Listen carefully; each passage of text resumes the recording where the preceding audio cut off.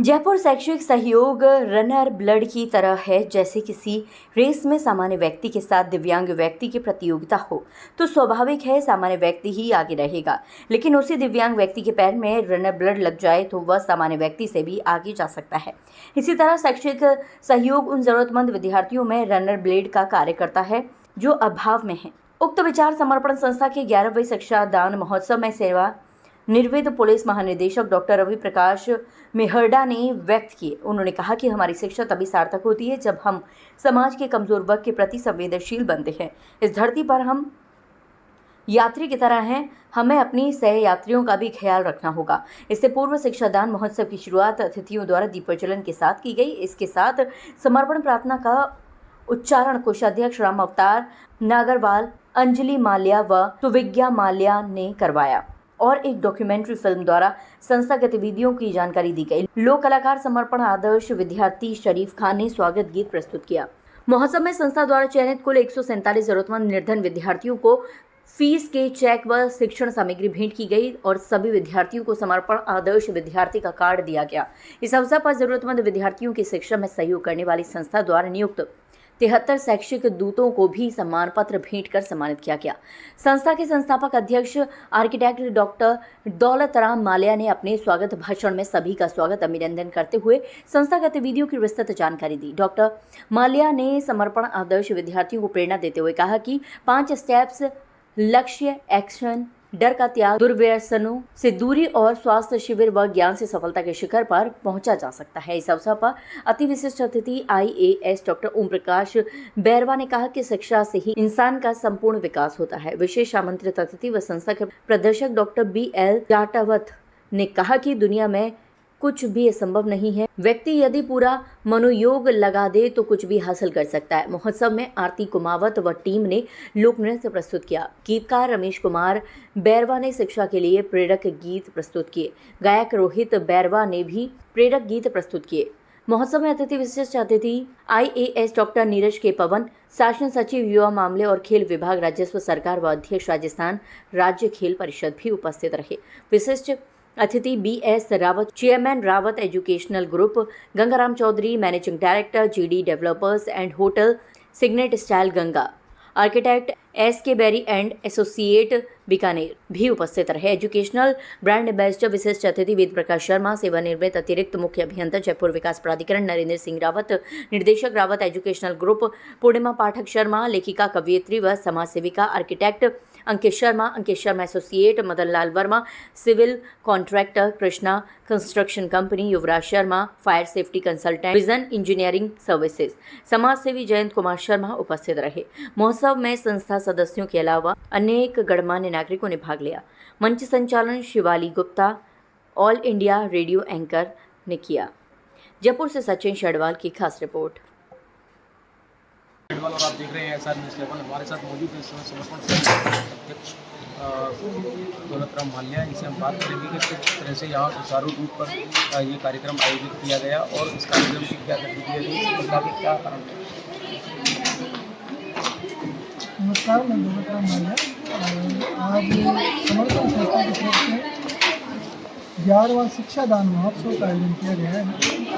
पूरे राजस्थान से 147 बच्चों का हमने चयन किया था। ऐसे बच्चे जिनके माता पिता नहीं हैं, किसी के पापा नहीं हैं, किसी के मम्मी पापा बीमार चल रहे हैं या बहुत ज़्यादा गरीब स्थिति के बच्चे हैं। ऐसे बच्चों 147 बच्चों का चयन किया है। इन बच्चों में BTech के बच्चे भी हैं, नर्सिंग के भी हैं, MBBS के भी हैं और पहली क्लास से लेकर कॉलेज तक के बहुत बच्चे हैं। इससे पहले भी हम 875 बच्चों की मदद कर चुके हैं। आज 11वां है, अब 875 में 147 और जुड़ जाएंगे। तो हर साल हम जुलाई के फर्स्ट वीक में शिक्षा दान का कार्यक्रम रखते हैं। इसके साथ संस्था के और भी कई प्रकल्प समाज सेवा के चलते रहते हैं, वो अलग से चलते हैं। कहीं ना कहीं शिक्षा को क्यों प्राथमिकता दी इस कार्यक्रम को लेकर? देखिए, हम किसी को खाना देते हैं तो वो एक दिन का इंतजाम होता है। किसी को आप वस्त्र देते हो तो वो महीने 2 महीने 3 महीने का इंतजाम देते हैं। लेकिन आपने किसी को शिक्षा दे दी तो उसके जीवन भर का इंतजाम है। तो शिक्षा महादान है, उसमें पूरा जीवन इंसान का सफल रहता है।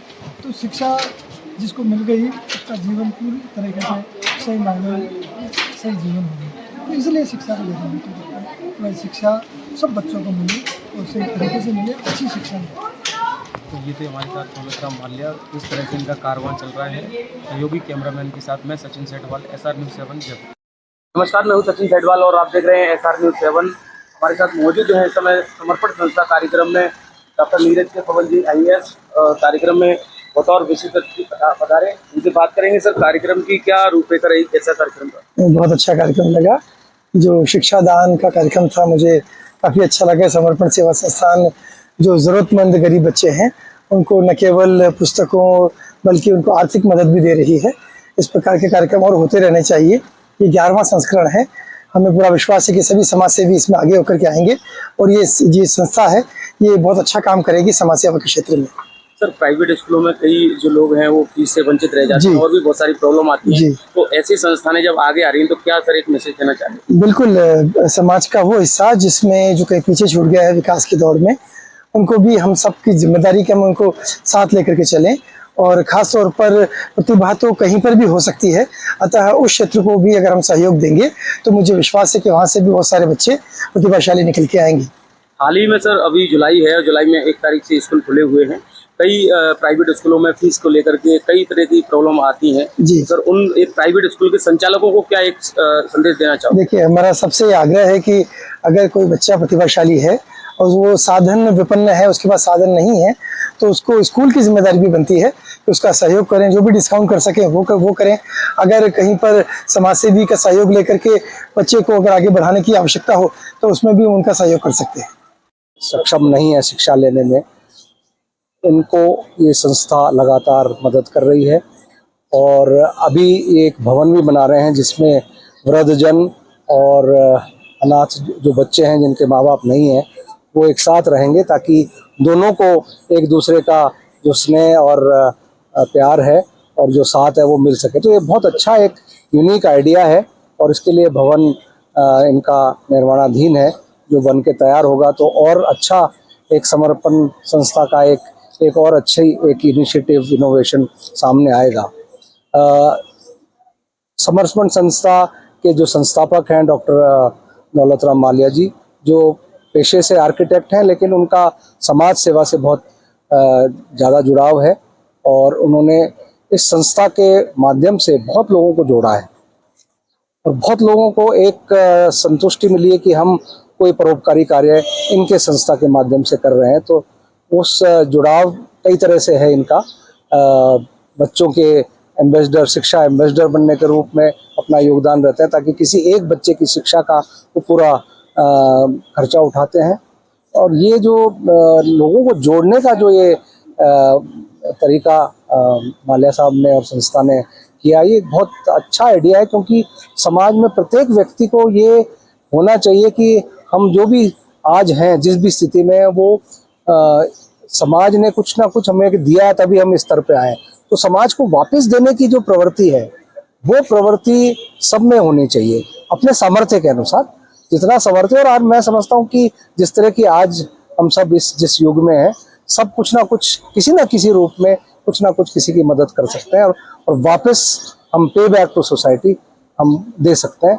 तो ये एक आज जो संस्था के अध्यक्ष हैं माल्या जी, उन्होंने ये प्रोग्राम आयोजित किया। मैं उनका बहुत बहुत उनको शुभकामनाएं देता हूँ। आगे भी ये संस्था इसी तरह से अपना कार्य करता रहे, अपना कार्य क्षेत्र बढ़ाता रहे और समाज को वापस देने की जो। हमसे हमेशा जुड़े रहने के लिए चैनल को सब्सक्राइब करें और आप चाहते हैं कि हमारी हर खबर का नोटिफिकेशन आप तक पहुंचे तो बेल आइकन का बटन जरूर दबाएं। अगर चैनल सब्सक्राइब कर लिया है तो लाइक, कमेंट और शेयर करें।